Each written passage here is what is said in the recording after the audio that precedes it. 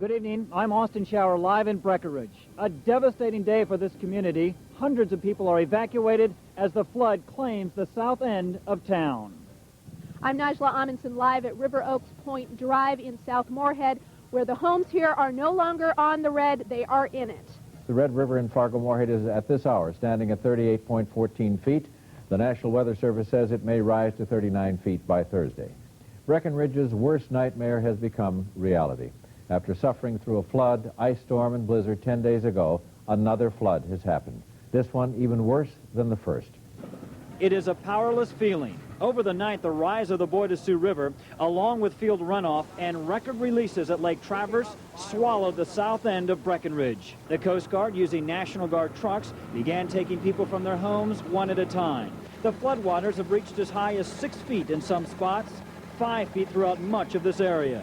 The biggest concern for the community was safely getting the 40 elderly residents out of York Manor.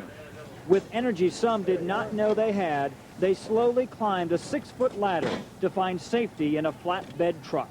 Well, I had intended to ride it out, but I don't know. When the heat goes up and the food is cold, then I think it's time to go. I'm kind of numb. I'm not sure what's going on. This is the second time we've been evacuated, so I don't know. I really don't know. I worked all night, and I'm kind of tired, and we're set. Let's go. A little bit confounded. As nerve-wracking as this would be for some, one of the older residents, 92-year-old Esther URANG, wasn't upset at all. It's kind of fun in a way. I was evacuated last week, too, or 2 weeks ago in the first one. I've been back here twice. Yep. 3 times. Well, you're probably past your 39th birthday. Have you ever seen anything like this before? Never. But we're making it. That's the best thing. And we're going to make it all the way, believe me. On a bitter, cold, and sunless day, in the middle of April, on tax day no less, the people of Breckenridge suffer through the worst flood of the century.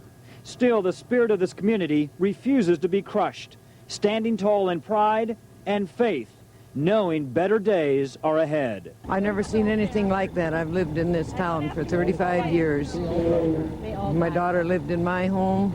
That's gone. That went in the first flood. It's heartbreaking is what it is. But you just keep faith in the Lord and say, we'll make it. Nobody likes to lose their home. Nobody likes to leave their environment where they feel safe and where their family is. And I've cried more than once when I see this happen. And when the people started coming out of York Manor this morning, it was tough. The real test for both of these communities may come tomorrow. That's when the record release from Lake Traverse will hit this area.